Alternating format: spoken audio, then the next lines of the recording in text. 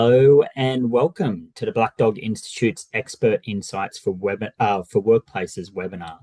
I'm your host, David Rosetto. I'm a Senior Industry Advisor and Workplace Engagement Manager for the Black Dog Institute. And today's topic is AI and the Change Management Challenge. It's a topic, I'm really excited to kind of explore and hear more about.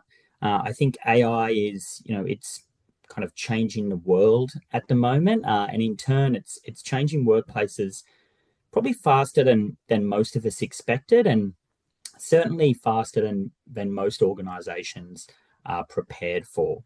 Now, with that rapid change, AI's become a hot topic, and we've seen a lot of people join today's session, which is just proving it's something that people want to learn more about and hear more about. And I guess often those conversations at the moment are focused around, efficiencies or financial gains, or maybe they're just kind of more basic conversations around procedure or policy. But amongst all this, it's really important that we're having a conversation around AI adoption and what that means for mental health within the workplace. And that is really what we're going to be discussing today. Now, before we kind of jump into that, and before I introduce our wonderful panelists, I'd just like to make a quick acknowledgement of country. So Black Dog Institute acknowledges the Bidjigal clan of the Darwin Nation, who are the traditional custodians of the land in which the Black Dog Institute is situated. The work we do at Black Dog Institute stretches far across the land, and we acknowledge and pay respect to all First Nations peoples and communities and their continuing connection to land, waters, and community. We recognise that their customs and cultures have nurtured this land since the first witness sunrise for the benefit for all who live, work, and learn on the country today. We pay respect to elders past, present, and across time from all nations in this country, and we recognise that through lived experience and the ongoing commitment to caring for collective social and emotional well-being, First Nations peoples and communities have helped guide the research and the resources of the Black Dog Institute. Now, a couple of quick housekeeping things I'd like to mention. Firstly, we have a kind of Q&A section that we'll be running in today. So you should be able to find on your screen the Q&A tab. If you do have, a burning question or something you want to learn more about, or you want some clarity from one of our panelists today on anything, feel free to enter it in there. We've allocated a little bit of time at the end of a session, and we'll try and get to as many questions as you can. If you do have a question and you do want to direct it specifically to one of our panelists, please list who you'd like that question to end to. The other thing is we have a quick participant survey at the end of this session. We would love to hear your feedback just in how you found the session, if there was anything you'd like to see improved, or perhaps topics you'd like to hear more from in the future, or you'd like to hear about in the future. Okay, so I'll introduce, the stars of today's show. And firstly, that is welcoming Dr. Mark Deedy. Mark is a Senior Research Fellow who leads our adult and work mental health research team here at the Black Dog Institute. Welcome, Mark. Thanks, Dave. I'd also like to welcome Professor Nick Wales. He's the inaugural Dean of Lifelong Learning at UNSW and a Director of the Australian Graduate School of Management. Thanks for joining us today, Nick. Pleasure. Really delighted to be part of this conversation. Fantastic. Okay, let's jump into it, why don't we? And Nick, I'm going to start with you. AI, it is reshaping the way we work, but organisations across the country, I guess they're implementing AI tools at kind of varying levels.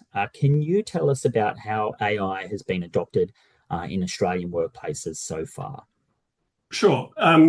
So maybe just remember back, it's only it's less than 2 years ago since ChatGPT came out, but that was the signaling of a really significant shift in technology. So I think really worthwhile thinking that we are at the beginning of an incredibly transformative technology revolution.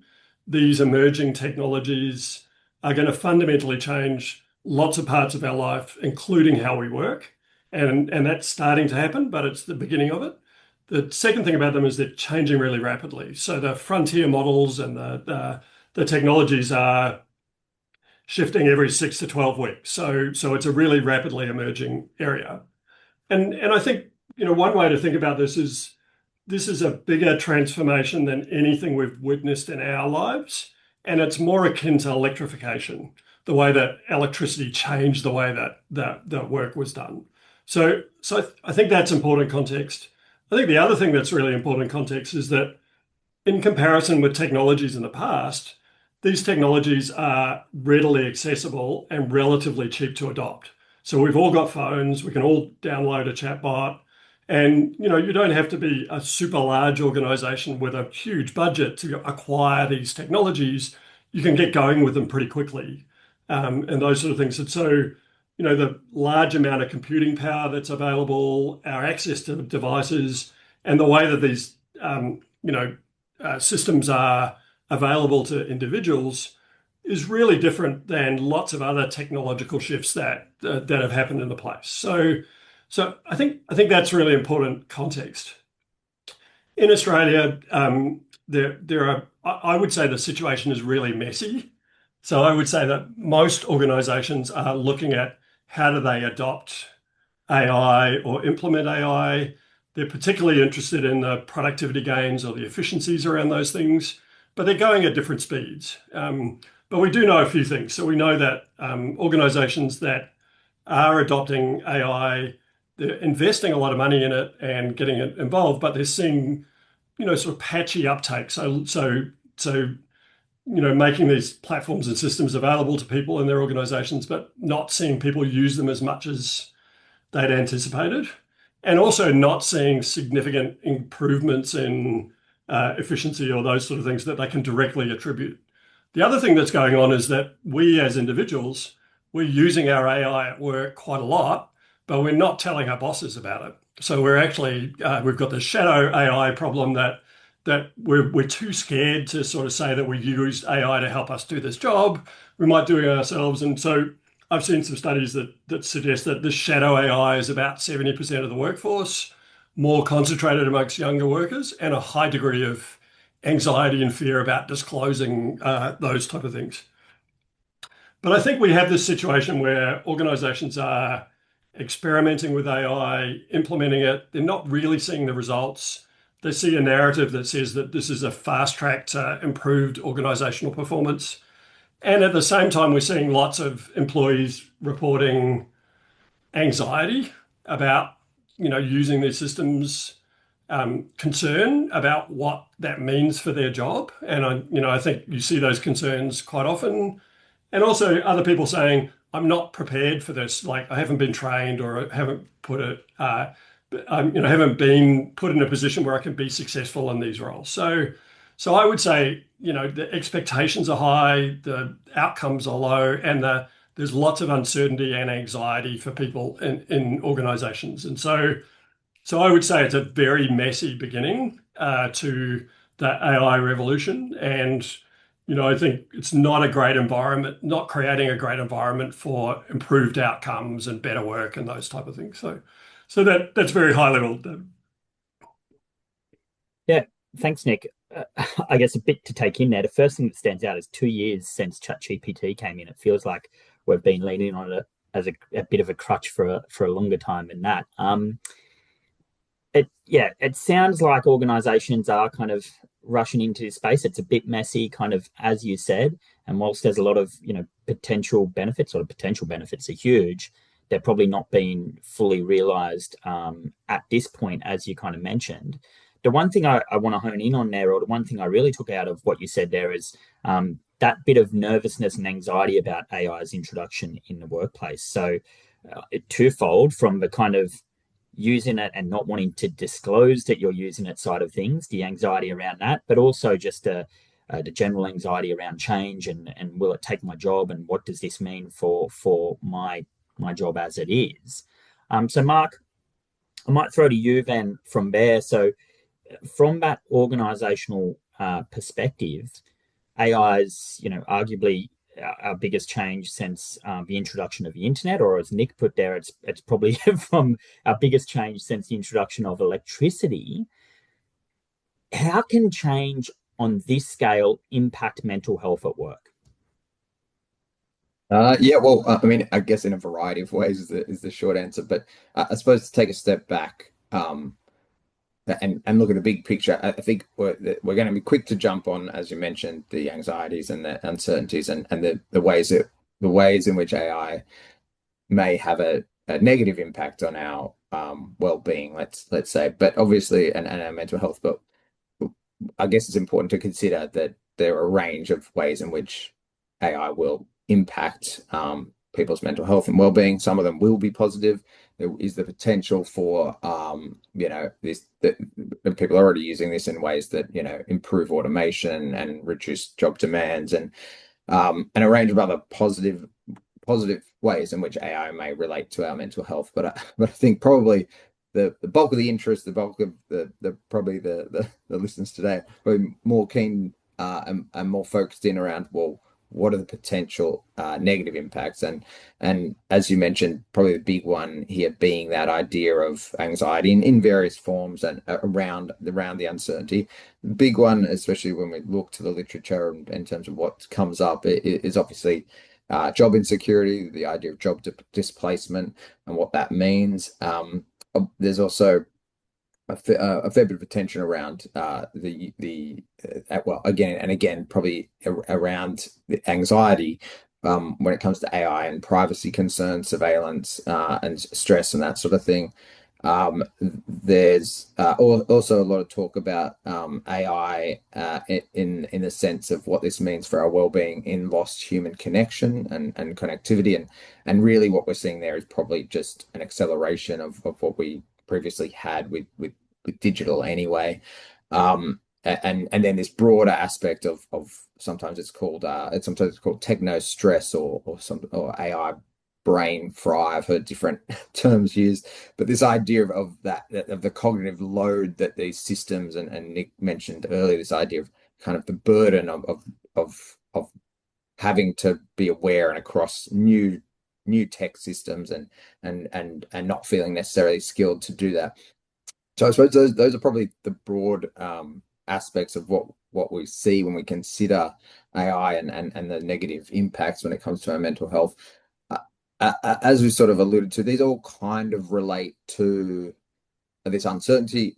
There's a lot of uncertainty in this picture, and they all do relate, I guess, to the topic here today about this idea of change and change management, and we know that poorly managed change is a major psychosocial risk factor for poor mental health. So these psychosocial risk factors. I mean, this idea psychosocial hazards comes up a lot. It's the idea of a factor in our work or our social environment that has the potential to cause psychological harm or physically or so negatively impact our mental health.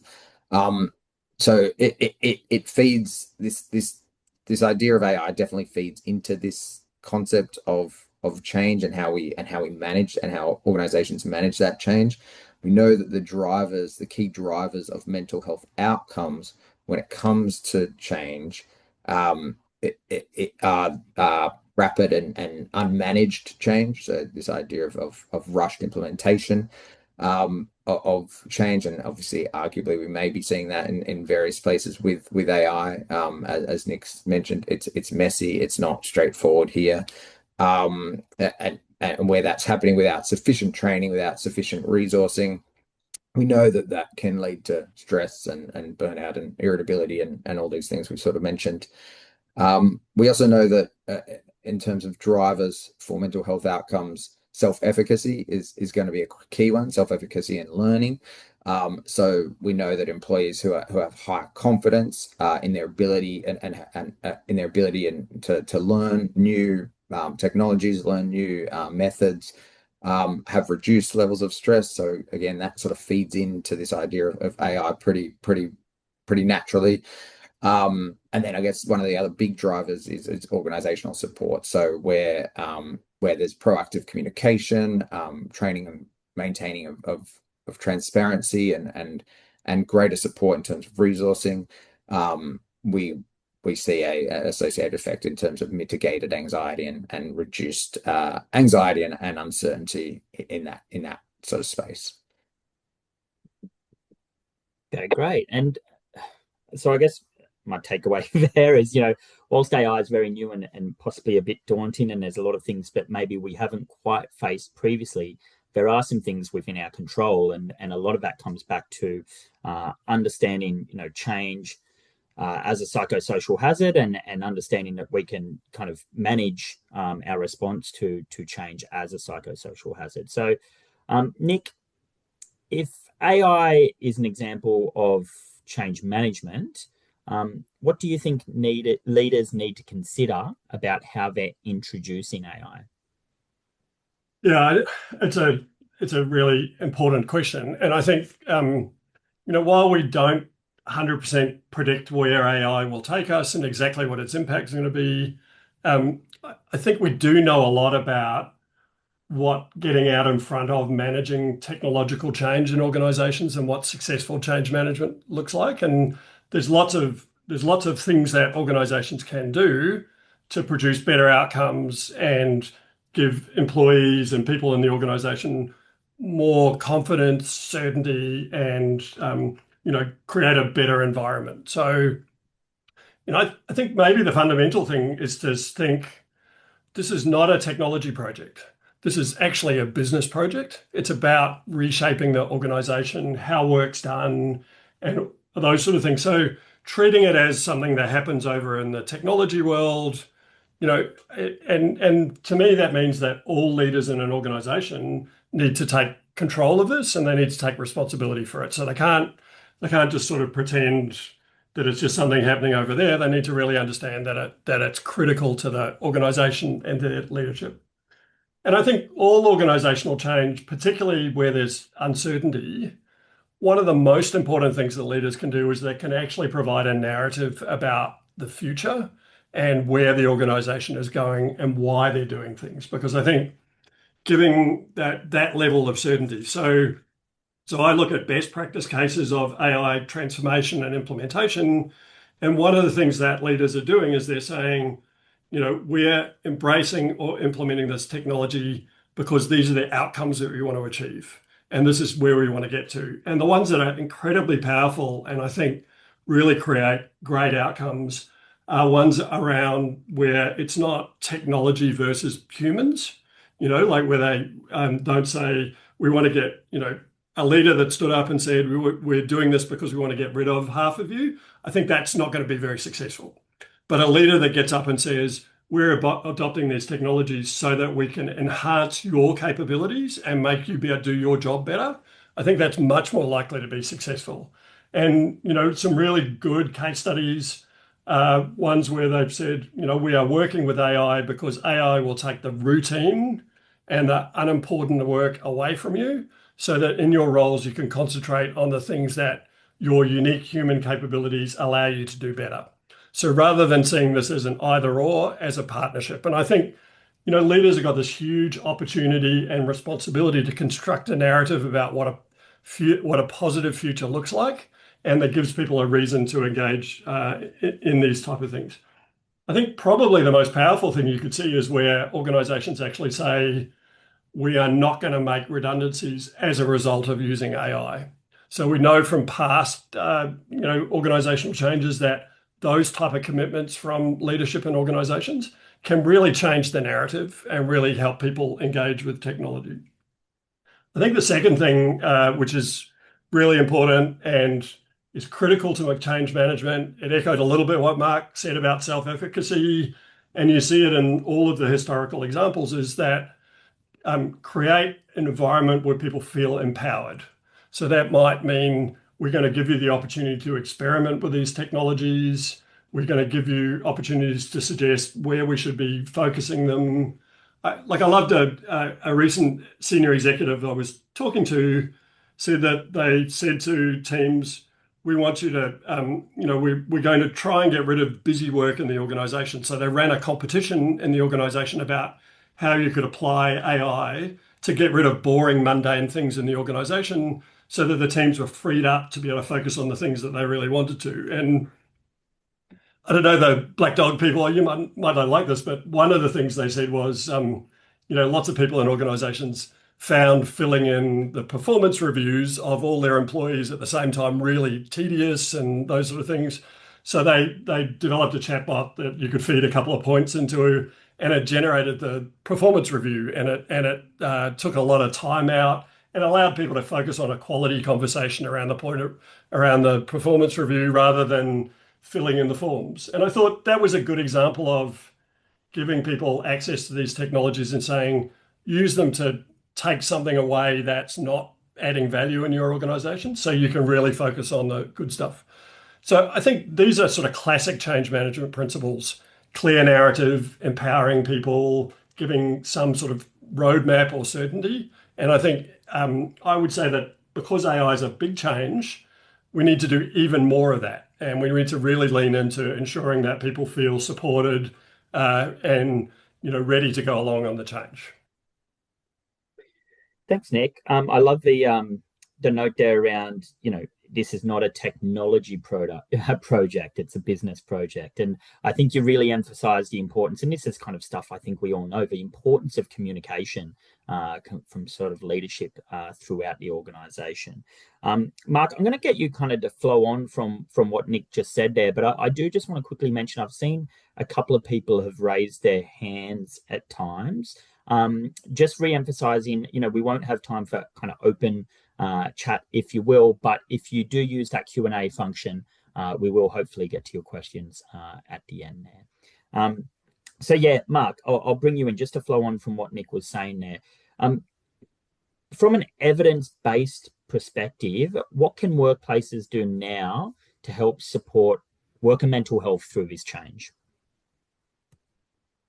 Yeah, I mean, I guess that's the big question, and I think we've touched on elements of it already. But I think there's never any very clear-cut answer of this is exactly what workplaces need to do. But I think where mistakes are sometimes made in change management in general, and when it comes especially to a range of factors that relate to mental health at work, really is, and this is probably more so here than anywhere, this idea of communication being sort of central, and yeah, Nick reiterated the idea of self-efficacy and this idea of giving back some level of ownership, where people this idea of uncertainty always comes with an element of anxiety that's what's related to AI or everything pre-AI. Change brings with it a degree of anxiety for people and uncertainty, and that can be problematic. So it's really what it's really about supporting workers through that uncertainty, and that relates. I mean, there's different. I've seen different models to sort of describe how best to do this, and often it's broken down. I think it's hard with this. The difference with the AI world, I think, is unlike some of the traditional models around change management. This often comes from places of okay, well, where it's a merger or it's some sort of other change that we sort of have a pre and then a during and then maybe a post, and things are constantly changing, so it's never that cut and dry, but there is sort of an after. And I think that what's happening here is that change will sort of continue, and sometimes we're kind of too late for the prepping stages, but I think there is a flowing back and forth that goes on. So this idea of, if we consider what's really important for workplaces to be doing, and we consider this idea of, okay, well, at an organizational level, in these early phases, what do we need to do to prepare for this significant change? Obviously, this idea of planning around disruption, and considering worker well-being in those discussions is a critical one. Building leaders' capacity to be able to consider well-being and be able to work with their staff when it comes to well-being is a really major one. We know the benefits of training up managers to be able to respond to both to be able to prevent and respond to mental ill health within their teams is critically important. And again, that often simply comes down to the idea of strong communication and awareness of these issues to be able to build manager confidence, to be able to do those things and intervene and facilitate care where needed. So these things, I mean, this is nothing new, I think, in terms of the ways in which we can manage staff mental health at a sort of individual, at a sort of team level. This idea of nurturing a culture of support and really getting to know, making sure we know staff well to be able to be equipped, so managers to be able to be equipped to notice and respond where they need to post this AI changes that might be going on. And then obviously implementing workplace supports throughout this process of change. And then if you sort of step to that point of, okay, well, now we're in the midst of the change happening, and we're responding to how do we sort of respond to the change at that point? And again, this idea of communication is central here to allowing workers, allowing individuals the ability to provide comment on things, to have autonomy around how they use different AI systems. That idea of and also just asking the question of how these changes are impacting individual workers, and being open to conversation and hearing about how those things can be better managed. I think it's a really critical one, and one that doesn't happen really enough, and it's often a one-way channel of communication, which builds resentment, builds frustration at the employee level, increases anxiety, increases the uncertainty, because there's no two-way channel of communication. There's no ability for individual workers to have a voice. And I think that's a critical thing, no matter what we're talking about when it comes to workplace mental health. And then I guess that this idea of a team level, I think it's really critical as well to be modeling aspects of self-care and good mental health at a managerial level, in the midst of organizational change like this, and making sure again that messages are sort of appropriately cascaded down as well, and that idea of keeping everyone informed of the changes that are going on. And then I guess it's sort of the new normal then of going, okay, well, how can we continue to maintain well-being, and how can we work with across the organization to take stock of potentially what's changed since the implementation, having reviews around that, taking stock of new potential hazards that have resulted, perhaps ways in which AI may have improved things, and making sure that there is clarity around a slide earlier flagged some of the psychosocial risks, and I guess there's the potential for this to have flow-ons in different directions to some of those risks. So this idea of role clarity, that roles may change as a result of AI, and that lack of clarity can be problematic in terms of worker well-being and frustration at an individual level. But then this idea of potentially the ways in which this new systems may increase aspects of autonomy and flexibility, and ways to build and enhance that. And I guess obviously this idea of continuing to maintain those open channels of communication, acknowledging where loss and change is occurring for staff, and not being blinded, ignoring that kind of concept is really critical from where I stand. Thanks, Mark. It sounds like we're just in for fluid change, ongoing kind of thing, which everyone loves a bit of change. Look, the point that really rang true for me there, and I guess not to insert myself into the conversation, but when dealing with my workplace clients, I'm seeing strong themes, repeat, whereby workplaces are kind of reaching out, looking to increase manager capability. And that's both in identifying and managing psychosocial hazards, but also at an individual level in terms of how do you go about identifying changes in behavior, and how do you go about approaching and having the conversation with a team member around mental health and well-being. So it's great to hear you speak there about the importance of manager capability.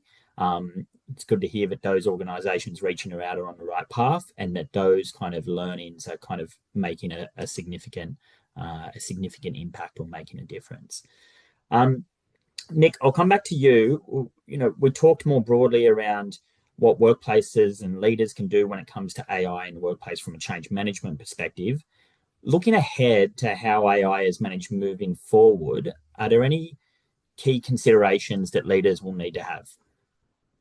Yeah, I think there are a couple. So there's one which I think flows on from the conversation you've just been having, which is really about investing in human capability to ensure that you get the best out of the technology capabilities. And I think that particularly in our work at AGSM, it's coming up for us as well. It's just showing that I think as technology becomes more pervasive, it's really clear that human capabilities are becoming more valuable or more important. So, in a world where everyone has access to the same chatbots, it's actually going to be the humans in the organizations that make the difference, their ability to use them, deploy them, but add the value around those things. So, we see a critical issue around equipping people with the skills they need to get the most out of these technologies, and ensuring that you're really building the human capabilities in your organization. So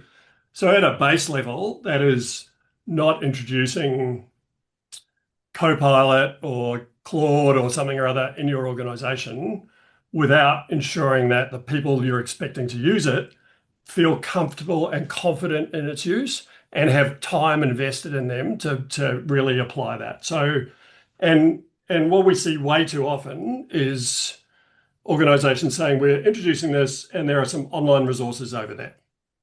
And do it at your own time, you can learn how to use them or those type of things. And I look at that and I just think that's a terrible way to drive change in behavior in organizations.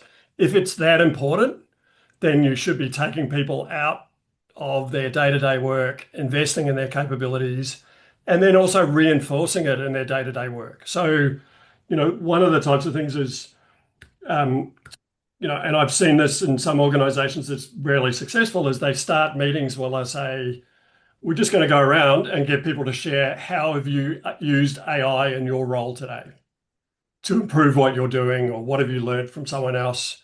And so just sharing that, I think signals how important it is, but putting the right skills and training in there. And then, so some of the skills are about the technicalities of how to ask the right questions of the chat engine, chat bots, or how to do this or how to do that, like technical things. But I think increasingly the really important things are, there are also capabilities around working effectively in teams, dealing with change and being adaptable to change, so those sort of things. And then, I think at leader level, if you're a team leader or if you're more senior in an organization, you really, really need to improve your capabilities there to be able to get the great outcomes and to create an engaging environment for your people where they feel happy and engaged at work. And so it puts a huge premium on that. So I would say that you almost can't invest too much in training to ensure that these systems, like, just think about it. Like I said before, it's a bit like electrification. Imagine if we electrified a factory and set up all these new machinery, and then we said to people, okay, start using it. And we didn't do any training, or there was no systems. You'd expect chaos, or you'd expect low productivity, right? And I think we're doing that at sort of next level now if we're not thinking about it. One of the things I said before was that, these tend to be treated as technology projects rather than organizational projects. And it's very interesting to look at organizations this is often led by the IT function and the technology function rather than the people and culture function in the organization. And I think the IT function doesn't have a lot of experience around driving sustainable organizational change, and whereas that's normally something you'd have in a people and culture function. So I would say if you're in a large organization, how do you get those functions working together? Because you're going to jointly own the change and you've got roles to play around that change. The second thing I'd say, David, and this is a bit more future gazing, we're talking mainly about generative AI here. So something where I can ask a question, I can get more information, I can get insights, those type of things. The next wave, which is coming really quickly, is agentic AI, which is setting up something where you can set up an agent that will make a decision. So you program it and say, based on this information, you've got decision rights around these things. So I think the very interesting thing about that is, and that's developing quite quickly, is that very soon I'm going to be working with a bunch of agents. And so the workforce is going to change. The workforce is not just going to be humans with AI, but it's going to be a combination or a hybrid workforce where there are humans working with agents in teams. And so I think organizations really need to think through that and start thinking about, well, what will that look like? And how are we going to equip people to do that? Because the agents are going to be very different colleagues than your human colleagues, and how you engage with them and how you work with them. And I think that set of skills is going to become really important. It's like there's lots of great upside to that, but it won't happen automatically. It'll have to be purposeful, and organizations will have to think about it. So I think, really investing in people's skills and capabilities to effectively use these platforms, but also the really human things, and also start preparing for the future as these technologies emerge. What will you need to be able to do to be able to take advantage of it? That's the thing that I think is, really critical focus.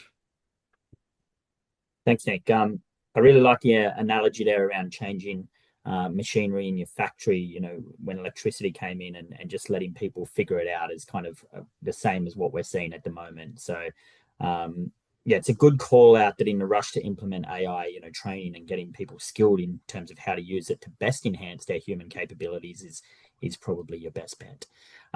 Look, I'm conscious. I want to get to some questions here soon, and we're running towards the end. But I might quickly put you on the spot before we kind of jump into those questions.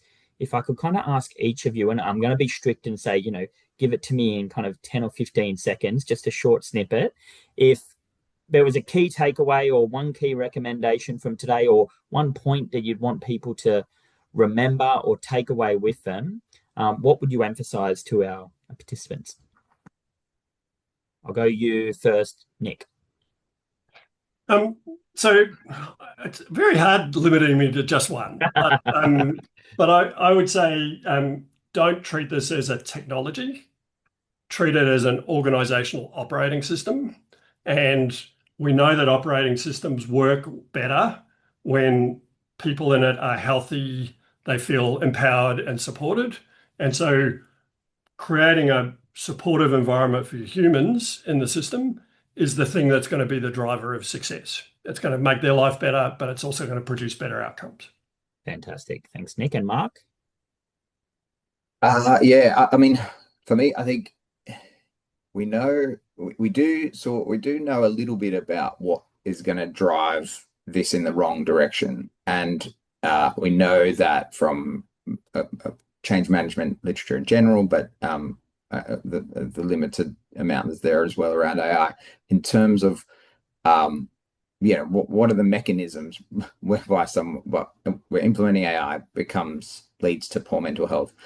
And a lot of the things that we talked about them today, they're modifiable. So I think there's things that we can do, the things that organizations can do to act on them. So if we think about the big factors that are going to drive big predictors of individual attitudes around this are things like skepticism, openness, engagement, and workers' influence on decision making.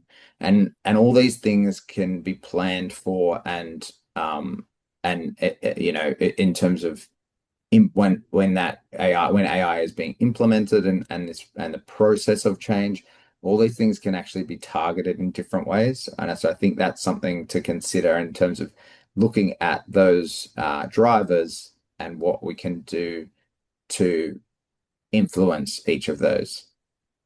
Great, fantastic. I've really appreciated your insights. I found it really interesting today. But before we finish off, we're just going to we've got 5 minutes or so just to throw to a few questions. So just bear with me 2 seconds here. Okay, so one of our attendees asked, is there a growing trend and risk that the overuse of AI in the workplace is undermining human talent, specialized skills, and professional competence? So I'm happy to have a go at that. So there is a well-known phenomenon of cognitive offloading. So if you're using AI a lot, it basically stops you using the part of your brain that you would traditionally use. So I would say for all of us, we need to be careful that we're not, using AI to do the work that actually we should be doing, and we should be using it as a partner. So I think that's one part of it. But I think one of the really interesting things for organizations is how are they going to develop expertise in a world of AI? So a lot of us started our jobs, we learned on the job, and you learn the sort of discernment and judgment over years and years of witnessing things and those type of things. And I think AI has a danger of taking a lot of those opportunities to make mistakes out, or it changes that workforce. So I think about organizations might have to think about how do you ensure that people have the experiences they need to develop the judgment to be experts in their organization over the long run. And I don't know how to solve that. What I do know is that surgeons spend a lot of time operating on robots before they're allowed near human bodies these days. And we might have to start thinking about those sort of models for training people to develop the skills they need for the future. Great. This is probably more of a statement than a question, but I'll just read it out from one of our participants.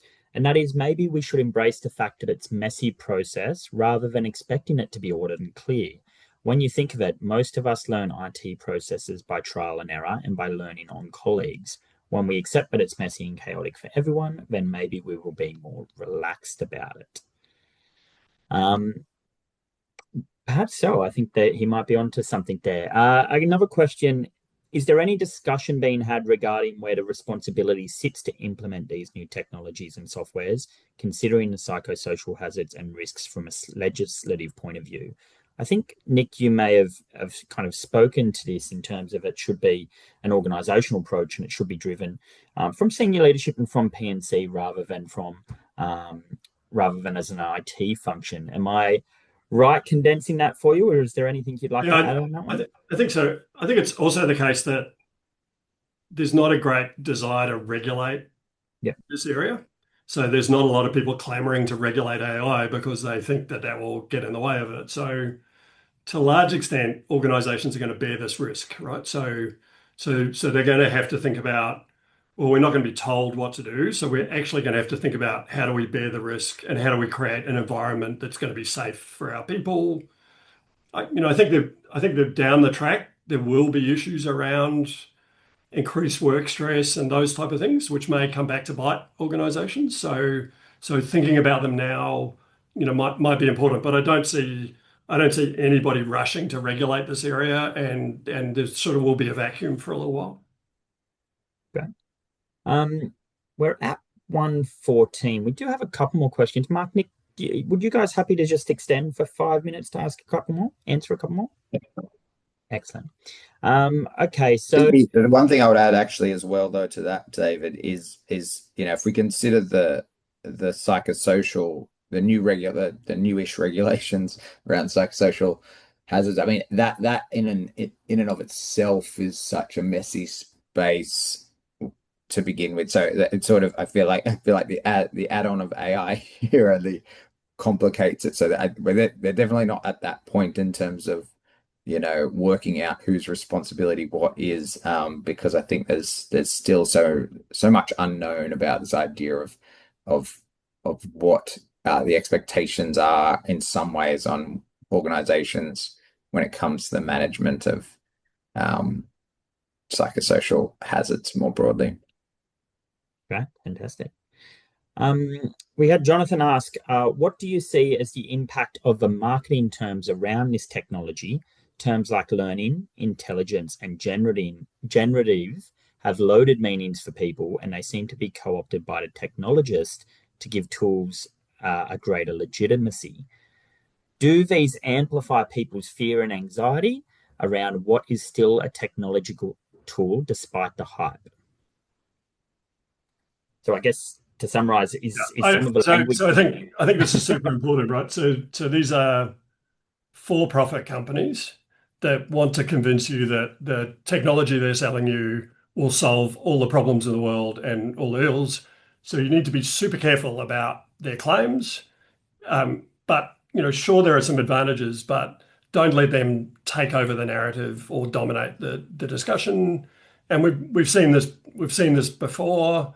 So it's important in your organization to establish the narrative you want to put on it and the ground rules. And I think one of the most important things is just continuing to emphasize the importance of humans in creating value and creating great outcomes in organizations, supported by technologies, but retaining the focus on humans.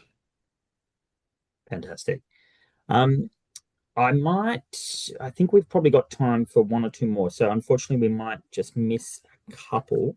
But how do you perceive AI adoption causing mental health issues for staff if the push to AI by the org leaders is dramatically urgent without the effective, thorough research and investments? Yeah, I mean, I think that's the very real risk. And we sort of spoke to this earlier, I guess, in this idea of that idea of change being being rapid and sort of very uncontrolled and unmanaged is where we're going to see the biggest problems when it comes to we know this is going to cause the greatest anxiety, it's going to cause the greatest uncertainty, it's going to lead to the greatest it's going to lead to the most burnout. We know that is those are going to be the least optimal conditions for rollout of any sort of change. And I think this is certainly one of them. So I don't know that I've answered that question well, but I think that's a major problem, and the conditions under which this, I think, is most impactful for mental health. Thank you, Mark. Look, unfortunately, I am going to have to kind of bring it to a close there. So I am conscious there are a few questions we didn't get to today. Apologies if you asked a question and we weren't able to get to it.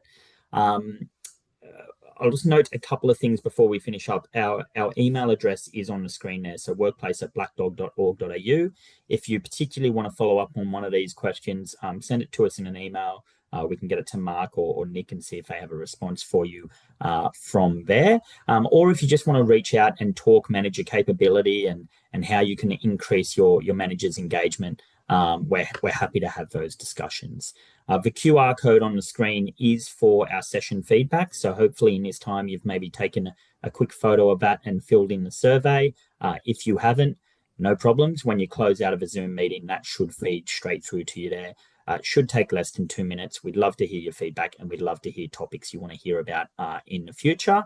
And lastly, you will receive a recording of this session in the coming days if you've registered, and will also be some other resources coming along with that as well.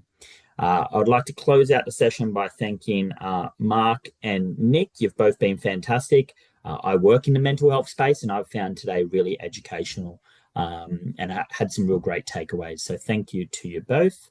To everyone who joined and participated today, I'd just like to thank you for coming along and being actively involved and wanting to learn more about workplace mental health. So thanks again to Mark and Nick, and thank you all. Have a great day.